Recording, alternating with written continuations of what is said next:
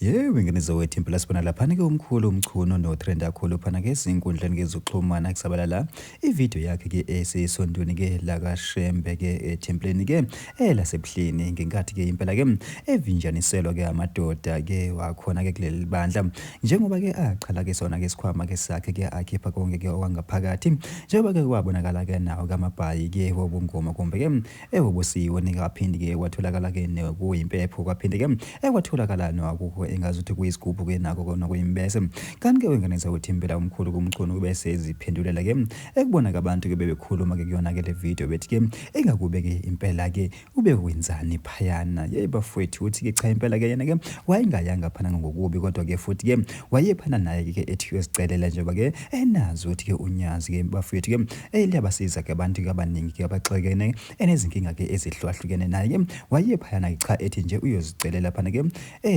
sontweni ke la khona ke kwaShembe bafethu ke ngaphandle basikhuluma kakhulu yona ke imbozo ZMTV asinithulele yona ke le video yakhe ke umkhulu komchuno nani ke nizwele asibingelele egameni lenkosi kuseyuyena umkhulu umchuno lo kuyena ochithelwe ikhwama zakhe laphezulu nasebuhleni. Ngiyawezwa ama-comment, ngiyazizwa izinkulumo zabantu ukuthi ithini. Abantu bakhuluma izinto ezihlukile.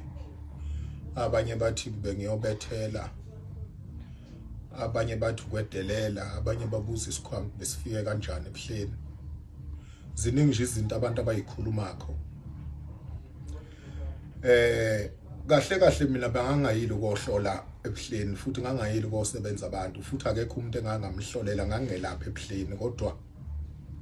ngangiye ngoba ngiyoyicelela engifunako enkosini.